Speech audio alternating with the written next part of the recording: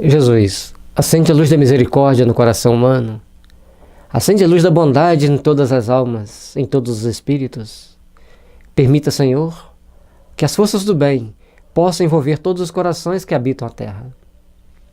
Seja no plano físico ou no plano espiritual, que a luz da bondade possa envolver todos esses corações, despertando-os para Deus, despertando para a consciência de responsabilidade perante si mesmo e perante a realidade da vida, onde nos dará sempre as oportunidades de fazermos o que for necessário, segundo as vossas determinações, para seguirmos na direção do Altíssimo.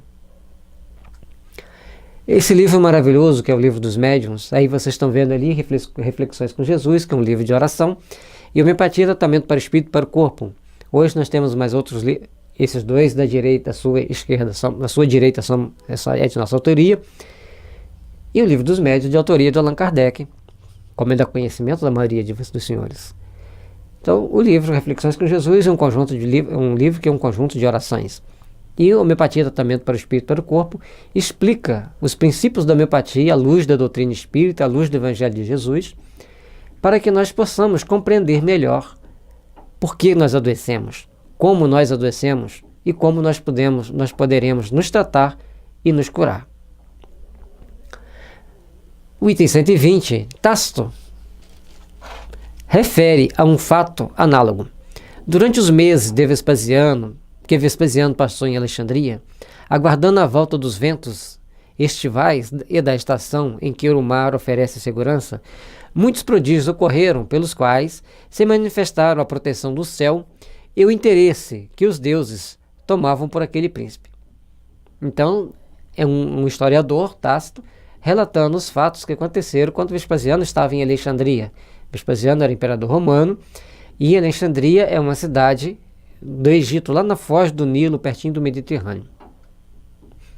E lógico que os espíritos, quando ele fala deuses, são os espíritos, tinham uma certa proteção por Vespasiano.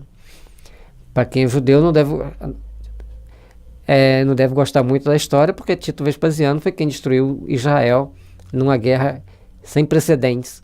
Mas os judeus tinham que se dispersar pelo mundo, acabar aquele orgulho de raça, aquele orgulho de classe, porque todos nós somos filhos de Deus, todos nós somos filhos do mesmo Deus. E os judeus, segundo consta em alguns relatos espirituais, foram grupos de espíritos capelinos que saíram de capelas e foram para outro planeta, onde constituíram um grande desenvolvimento tecnológico, mas apertaram o botão vermelho. E aí, Jesus os acolhe na terra com o compromisso de levar o Evangelho para todos os povos que aqui estavam reunidos.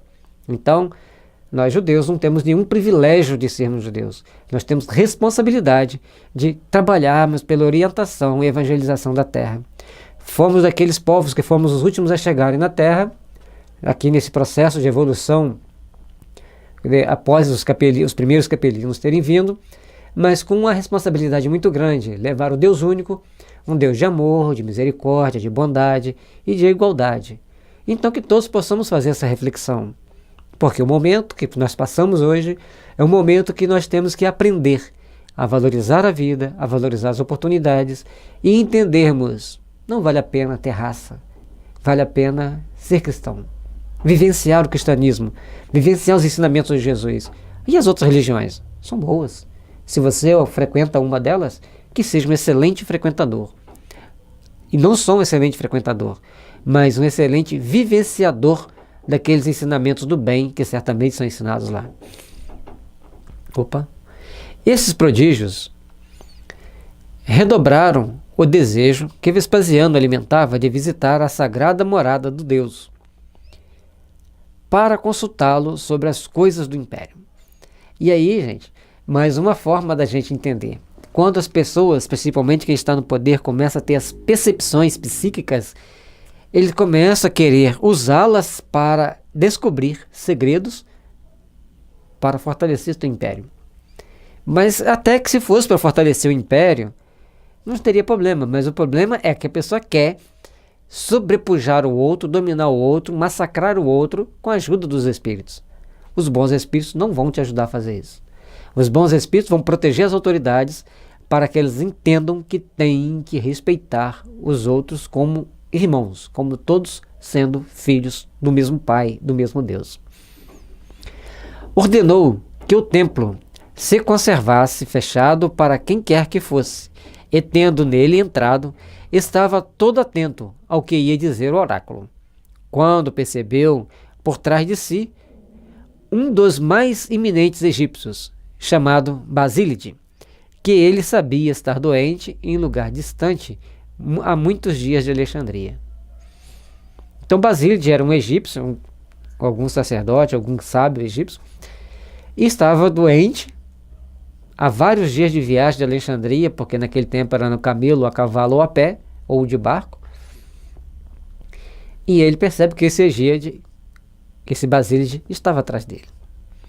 Inquiriu dos sacerdotes se Basílide viera naquele dia ao templo. Inquiriu dos transeuntes se o tinham visto na cidade. Por fim, despachou alguns homens a cavalo para saberem de Basílide e veio a certificar-se de que, no momento em que ele percebera, estava a 80 milhas de distância. Interessante esse detalhe. Naquele momento que ele percebe que ele vai pesquisar, que ele manda pesquisar sobre Basílide, naquele momento Basílide estava a uma distância de 80 milhas dele. E como que ele foi até ali? É logicamente que quando esse imperador ele já se interessa pelas coisas sagradas, e já é um passo importante, porque a gente não vê as autoridades, principalmente cristãs do mundo ocidental, procurarem pelo templo religioso. São raros. E até do mundo oriental, exceto os muçulmanos que têm que cumprir determinados rituais, eles não procuram templos religiosos. E isso é uma coisa meio delicada. Que quando algum deles procura um templo religioso, algumas pessoas começam a vê-lo com maus olhos. Tem um presidente de um país euroasiático que mensalmente ele afirma para frequentar o templo religioso lá do país dele, aquela religião que ele segue, a religião cristã.